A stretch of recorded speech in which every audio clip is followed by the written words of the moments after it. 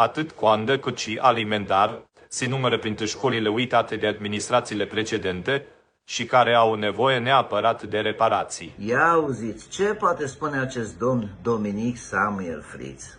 Păi în condițiile astea, în care el minte zilnic, ce putere de convingere mai am eu în fața oamenilor când le cer să nu-i mai spună Pinocchio?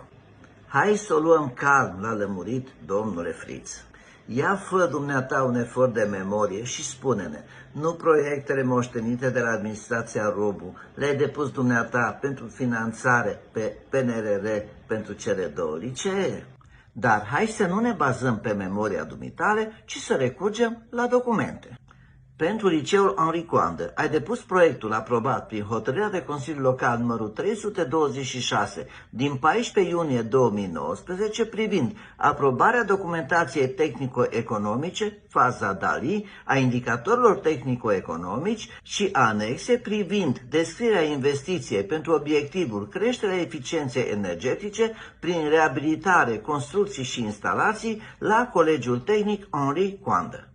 Pentru Liceul de Industrie Alimentară ai depus proiectul aprobat prin hotărârea de Consiliul Local cu numărul 327, tot din 14 iunie 2019, privind aprobarea documentației tehnico-economice, faza DALI, a indicatorilor tehnico-economici și a anexei privind descrierea investiției pentru obiectivul creșterea eficienței energetice prin reabilitare, construcții și instalații la Liceul de Industrie Alimentară.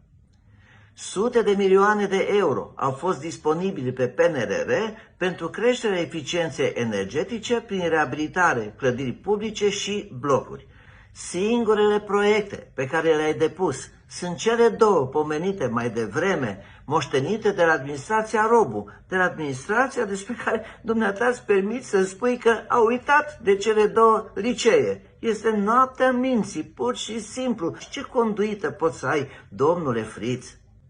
Am aflat zilele acestea că ai întocmit bilanțul celor 3 ani și că îl vei prezenta în curând.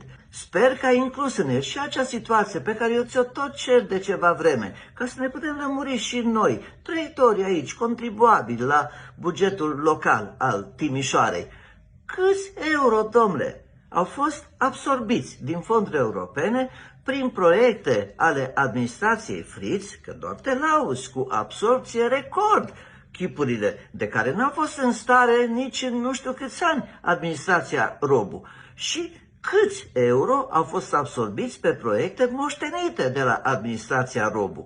Și de asemenea să ne prezinți și lista cu toate lucrările de investiții și respectiv reabilitări capitale care au avut loc în oraș în acești ani, indiferent de sursa de finanțare, de asemenea precizând că și aici vorbești de recorduri. Câte dintre ele sunt pe proiecte ale administrației Fritz și câte pe proiecte moștenite, iarăși găsite pornite, care mergeau mai departe și mergeau mult mai bine mai departe sub administrația Robu față de cum au mers haotic, pur și simplu și cu întârzieri uriașe sub administrația Fritz. Nu o să incluzi o asemenea situație, sunt convins, pentru că din ea s-ar vedea limpede că ați rămas tot administrația zero proiecte, așa cum vă cunoaște toată România. Singura administrație din țara românească cu zero proiecte proprii și după 3 ani. Este incredibil, dar adevărat.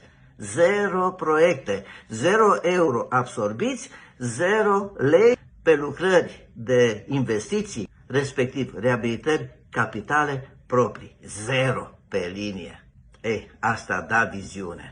Sper că dumneavoastră, stimați timișoreni, care ați fost păcăliți în 2019-2020 de mașinăria asta diabolică de propagandă și nu vă învinuiesc că ați fost păcăliți, că și eu însumi am fost păcălit, într-un alt sens decât dumneavoastră. Sper că nu o să mai dați votul acestui personaj calamitate pentru oraș și că împreună vom scăpa orașul de această nenorocire, că e o nenorocire, pur și simplu.